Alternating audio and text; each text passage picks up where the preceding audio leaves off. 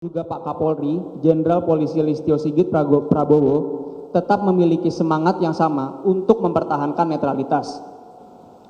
Oleh karenanya, hal-hal seperti yang disampaikan kepada saya, mudah-mudahan itu hal yang salah. Saya berharap itu hal yang salah. Tetapi ketika melihat fenomena di luar daerah sana, di Pematang Siantar, di mana baliho Ganjar dicopot, kemudian baliho di Jawa Timur yang kemudian dikatakan oleh Harian Media Indonesia dibackingi oleh pihak kepolisian di sana.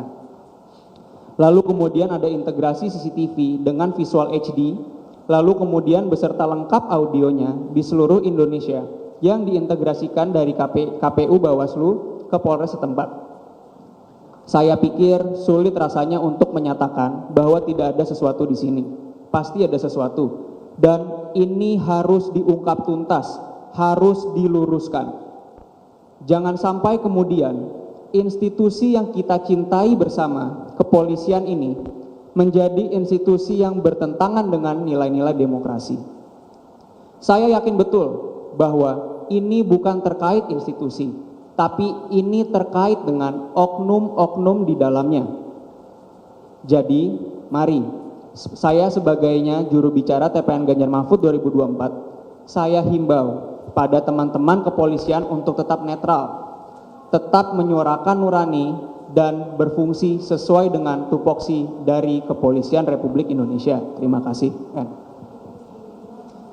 2. Bahwa sebelum pemohon menyampaikan pernyataan dalam konferensi pers tanggal 11 November 2023, video angka 1 di atas, pemohon telah mendapatkan informasi dari narasumber terkait pernyataan pemohon aku dimulai sejak tanggal 27 Oktober 2023 dan terus berlangsung komunikasi melalui chat WhatsApp sampai dengan tanggal 14 November 2023. 3. Bahwa pemohon pada saat menerima informasi dari narasumber masih dalam kapasitas sebagai wartawan dan masih aktif sebagai wartawan, serta masih menjabat sebagai pimpinan redaksi Sindo News TV dan wakil pimpinan redaksi iNews TV. Hal ini sebagaimana dimaksud pada pasal 1 angka 4 Undang-Undang Nomor 40 Tahun 99 tentang pers yang berbunyi, wartawan adalah orang yang secara teratur melaksanakan kegiatan jurnalistik.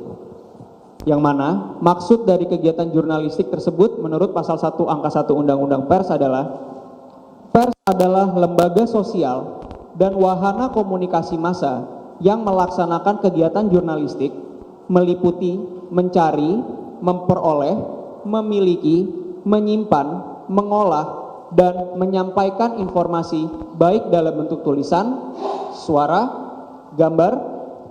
dan gambar, serta data dan grafik maupun dalam bentuk lainnya dengan menggunakan media cetak, elektronik, dan segala jenis saluran yang tersedia. 4. Bahwa seluruh informasi yang disampaikan atau disebarluaskan oleh pemohon tersebut di atas merupakan informasi yang diperoleh atau dimiliki oleh pemohon selama menjalankan profesi sebagai wartawan atau jurnalis, dan karenanya pemohon mempunyai hak untuk menyebarluaskan informasi atau gagasan tersebut tanpa adanya pelarangan dan garis miring atau intimidasi dari pihak manapun. 5.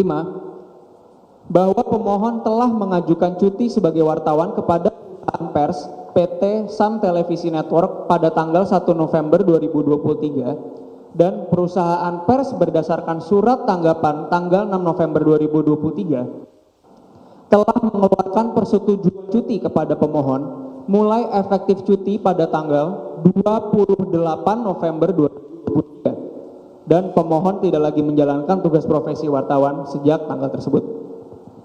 6. Bahwa pemohon sejak tanggal 4 November 2023 telah ditetapkan oleh KPU RI sebagai calon legislatif Dewan Perwakilan Rakyat Indonesia dari Partai Perindo dan menjadi peserta pemilu yang sah.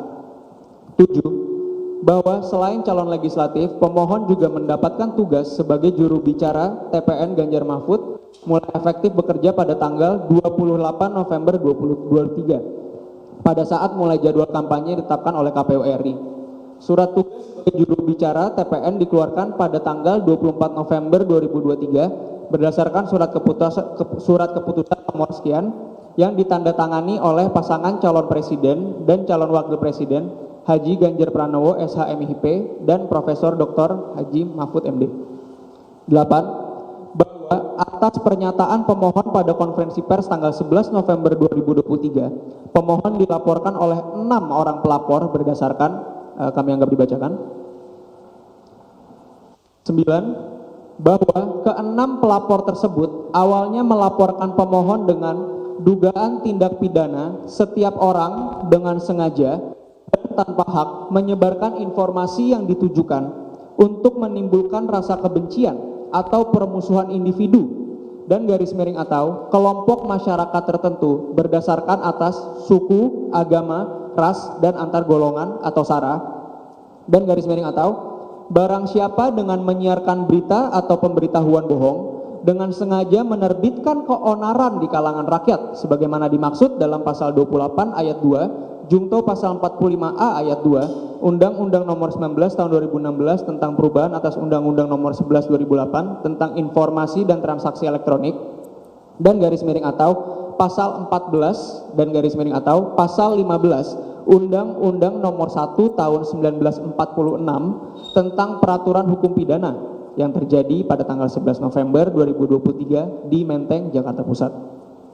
10. Bahwa setelah gelar perkara penyelidikan laporan polisi tersebut, kemudian status perkara tersebut naik ke tahap penyidikan dan dugaan tindak pidana sebagaimana dimaksud di atas ternyata tidak memenuhi unsur pidana dan alat bukti yang cukup, sehingga laporan polisi tersebut hanya terkait dugaan tindak pidana sebagaimana dimaksud dalam pasal 14 ayat 1 dan garis miring atau pasal 14 ayat 2 dan garis miring atau pasal 15 Undang-Undang Nomor 1 Tahun 1946 tentang peraturan hukum pidana.